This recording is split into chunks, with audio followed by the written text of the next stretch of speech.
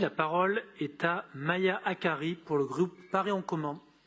Monsieur le maire, mes chers collègues, à travers cette délibération, nous vous proposons la révision de la sectorisation des collèges publics de deux gros arrondissements du nord-est parisien, à savoir le 18e et le 20e arrondissement.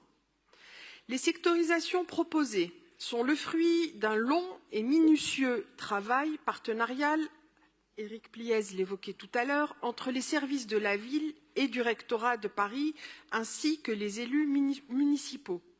Les enjeux sont multiples: proximité, mixité sociale et scolaire, continuité pédagogique, remplissage des établissements scolaires. Car avec la baisse démographique que vit notre pays et notre ville également d'une part, et les ambitieux projets de construction qu'on voit dans certains quartiers parisiens d'autre part, certains quartiers et certaines écoles perdent des habitants, d'autres en gagnent. Ainsi, nous devons tenir l'équilibre entre ces différents enjeux. C'est pour moi l'occasion de réaffirmer notre conviction, étayée par toutes les recherches en sciences de l'éducation et par les conclusions de l'enquête PISA, à savoir que la mixité sociale et la mixité scolaire sont la condition nécessaire de la réussite du plus grand nombre d'élèves.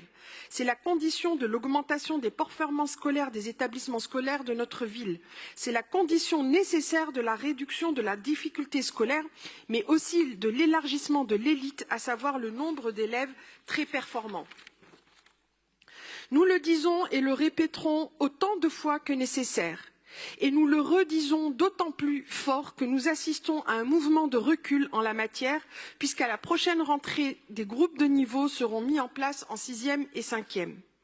Pour bien gérer l'hétérogénéité des élèves, nous n'avons pas besoin de faire des groupes de niveau qui ne bénéficient qu'aux plus performants, mais nous avons besoin de professeurs mieux formés à gérer les classes hétérogènes, des principaux mieux formés à piloter la gestion de l'hétérogénéité, des classes avec moins d'effectifs et des moyens pour travailler avec des petits groupes d'élèves, non pas en groupe de niveau, mais en groupe de besoins qu'on peut faire évoluer dans le temps d'une semaine à une autre. C'est d'une école plus qualitative dont nous avons besoin au niveau national et à Paris plus particulièrement en raison de la forte concurrence avec le privé. C'est le sens des sectorisations présentées dans cette délibération qui vise à mettre encore plus de mixité dans les collèges du 18e et du 20e. Dans le 20e, la continuité pédagogique a été favorisée avec la majorité des écoles qui montent au plus dans deux collèges, sauf dans deux cas.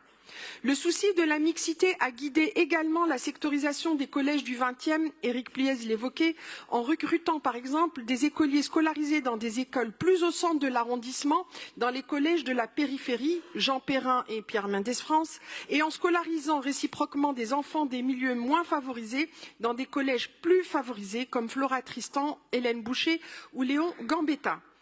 Dans le 18e, Karine Roland et Éric Lejoindre poursuivent encore et toujours l'ambitieuse et nécessaire politique de mixité sociale et scolaire dans les collèges. Ils le font avec pragmatisme, testent toutes les options, pourvu qu'elles aillent dans l'intérêt général.